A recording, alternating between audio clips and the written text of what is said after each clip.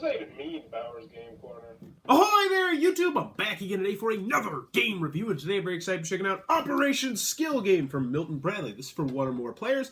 It's for ages 6+. It'll take you about 15 to 20 minutes to play. And in Operation Skill Game, you are going to be playing as a doctor or a specialist trying to, well, help people out. In this dexterity game where you're going to be taking a small pair of tweezers and trying to perform intricate surgeries to gain money. But is it good? Does it hold up to the test of time? Let's open it up and I'll tell you.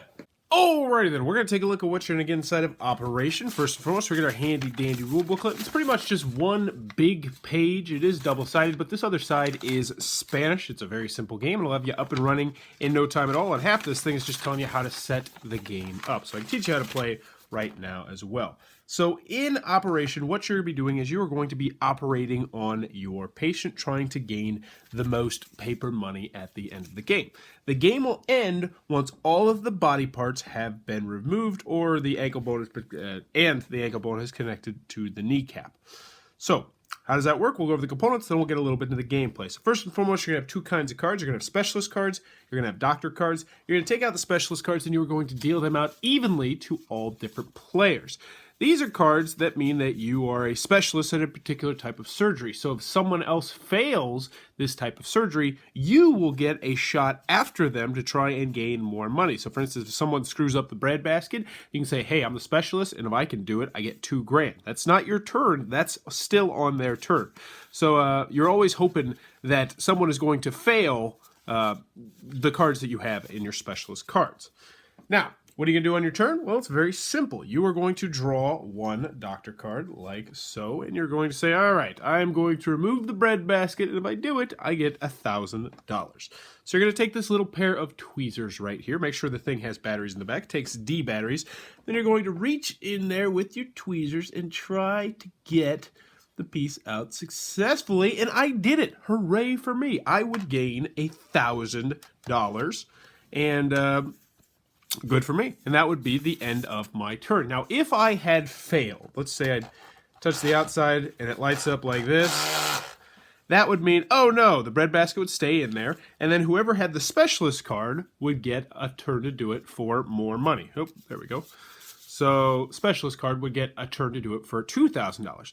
Now, since I happen to be the specialist for the breadbasket, that'd be great for me. That would just mean that I would get 2 chances at doing it. Anywho, the next player would go, they'd draw a doctor's card, they would try to stretch the rubber band from the ankle to the knee and then collect a nice big fee of $200, and then they would be trying to get the rubber band onto that. And anywho, you're going to continue to do this. You're going to go around counter or clockwise until all of the bones have been removed from the body and the band-aid or the rubber band has been connected down here. Once that happens, you'll tally up your money, and whoever has the most money will be the winner of Operation, and that, in a nutshell, is how the game is played. Alrighty then, Operation Skill Game from Milton Bradley. What are my final thoughts? Let's go over the pros, let's go over the cons. First, on the con side, this is a very simple dexterity game, and that's just the nature of the beast. If you're not good at dexterity games, if you don't like dexterity games, this one's not going to be for you. Also, some people do not like to have high pressure in their games, and this one is definitely a high pressure game. You're trying to get in there very carefully with those tweezers, and if you screw up, it goes, and it buzzes, and the light goes off, and the thing vibrates, and people laugh at you, and you lose your turn. And some people just don't like high-pressure games, and this one is the original high-pressure game, especially for kids' games. It's definitely high pressure.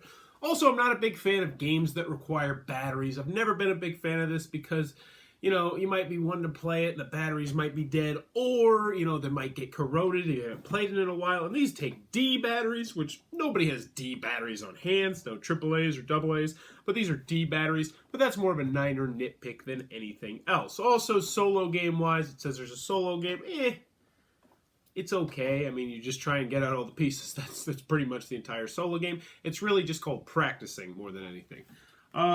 Any other cons that I have with it? Oh, randomness. I mean, you're susceptible to which cards you draw. If you draw a cheap card and somebody else draws expensive cards and you both complete your cards, then you lose and they win. Simple as that. Any other cons I got? No, it's a pretty simple game. Moving on to the pros. Operation, I'm happy to say, does still stand the test of time, and it's still a fantastic, tense, fun game, and I like it an awful lot. I was really skeptical. I hadn't played this in decades, probably like 15 years, and I busted it out and I was like, wow, I forgot how much fun this was. And then we played it as a party game where after you're failing, you had to take a drink or take a shot, whichever one you want to do, and that worked out really well. This is a fantastic party game. It's a fantastic family game. It's a fantastic children's game, as long as your kids are...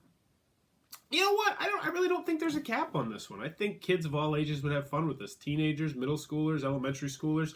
You know, I will say, though, you definitely, I think ages 6+ is about the right spot, because I tried playing with my 3-year-old son, and he just got really frustrated whenever the buzzer would go off, and he didn't like the buzzer. So, yeah, I think the age range is just about right.